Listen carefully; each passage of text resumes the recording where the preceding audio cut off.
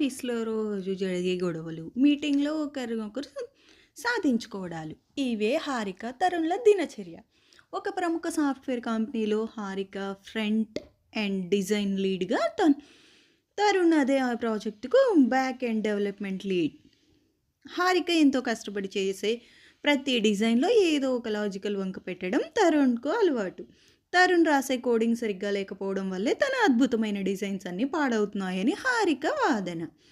ఒకే project కావడంతో ఇద్దరికీ రోజు ఏదో ఒక విషయంలో పడకపోయేది. కాన్ఫరెన్స్ రూమ్‌లో మీటింగ్‌లో ఇద్దరు కత్తులు తీసుకునేవాళ్ళు. తరుణ్ ముఖం చూస్తేనే హారికకు విపరీతమైన కోపం వచ్చేది. ఎంతసేపు నా డిజైన్స్ మరి ఎడవడమేనా అని ఆమె అంటే, నీకసలు లాజిక్ తెలీదు అని తరుణ్ అరిచేవాడు. వీడికి ఉన్న ఈ పొగరికి వీడికి చేసుకుపోయే అమ్మాయి జీవితం నాశనమే అని మనసులో రోజు తిట్టుకునేది హారిక.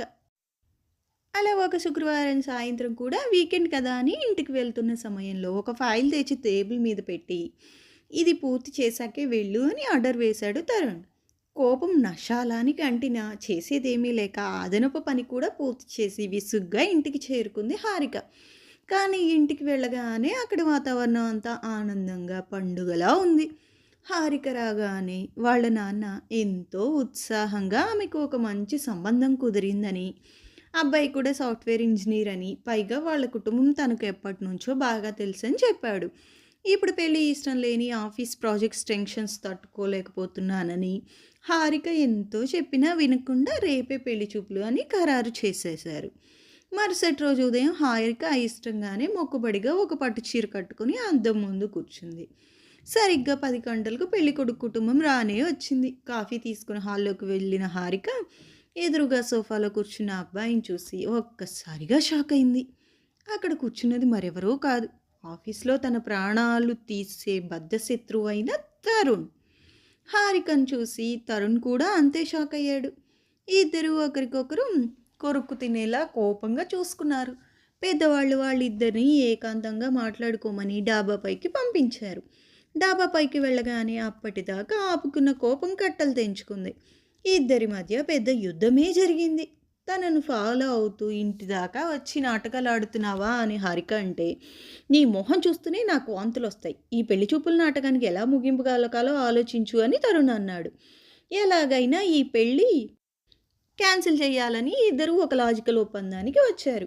కిందకు వెళ్ళి ఇప్పుడే పెళ్ళి ఇష్టం లేదని, తాము ఇంకా కెరీర్లో స్థిరపడాలని సున్నితంగా చెప్దామనుకున్నారు. కానీ కిందకు వెళ్ళేసరికి సీన్ రివర్స్ అయింది. ఇద్దరూ ఒకే ఆఫీస్లో ఒకే ప్రాజెక్ట్లో పనిచేస్తున్నారని అప్పటికే పెద్దవాళ్ళకి తెలిసిపోయింది. దేవుడే వీళ్ళిద్దరిని ఒకే చోట కలిపాడు అని వాళ్ళు మురిసిపోతూ ఏమాత్రం ఆలస్యం చేయకుండా వచ్చే నెలకి నిశ్చితార్థం కూడా ఖరారు చేసేశారు. ఇది విన్న తరుణ్ హారికలకు మైండ్ బ్లాక్ అయింది. పెద్దవాళ్ళు వినకపోవడంతో ఎలాగైనా ఈ మిషన్ బ్రేకప్ సక్సెస్ చేయాలని ఇద్దరు కలిసి మాస్టర్ ప్లాన్ వేశారు.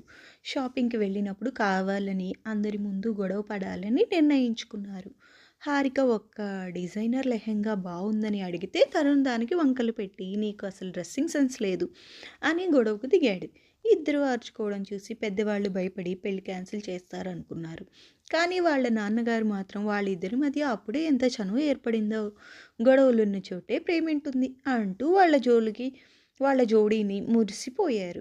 వాళ్ళ ప్లాన్ కాస్త అట్టర్ ఫ్లాప్ అయింది. ఆ తర్వాత ఉంగరాలు కొనేందుకు వెళ్ళినప్పుడు హారిక కావాలనే తరుణ్కు కోపం తెప్పించడానికి సుమారు 3,00,000 ఖరీదైన ఉంగరాన్ని, డైమండ్ ఉంగరాన్ని కావాలని పట్టుపట్టింది.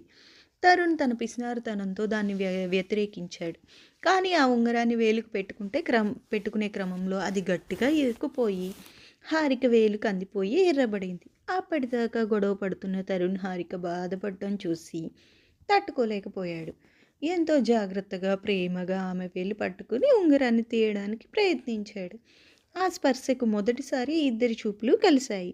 తరుణ్ కళ్ళలో తన పట్ల ఉన్న శ్రద్ధను చూసి హారిక మనసులో ఏదో తెలియని కొత్త అలజడి మొదలైంది. రోజు చిరాకు పడే ముఖం ఎందుకో చాలా కొత్తగా ఆత్మీయంగా అనిపించింది.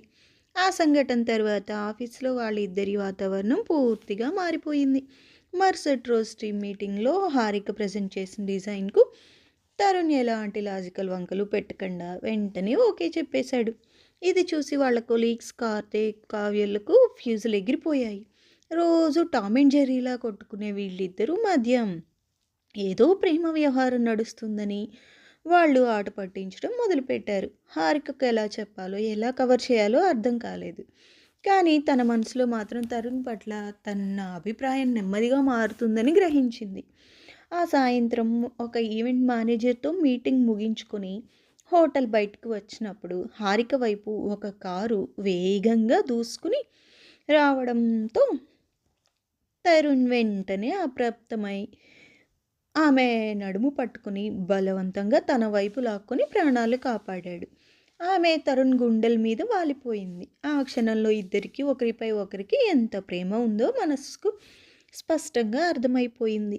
ఎప్పుడూ శత్రువులా చూసే తరుణ్ బాహువుల్లో ఆమెకు ప్రపంచంలోకెల్లా అత్యంత సురక్షితమైన ప్రదేశంగా అనిపించింది. కానీ ఆ తర్వాత తరుణ్ మళ్ళీ పాత ప్లాన్ గురించే మాట్లాడాడు.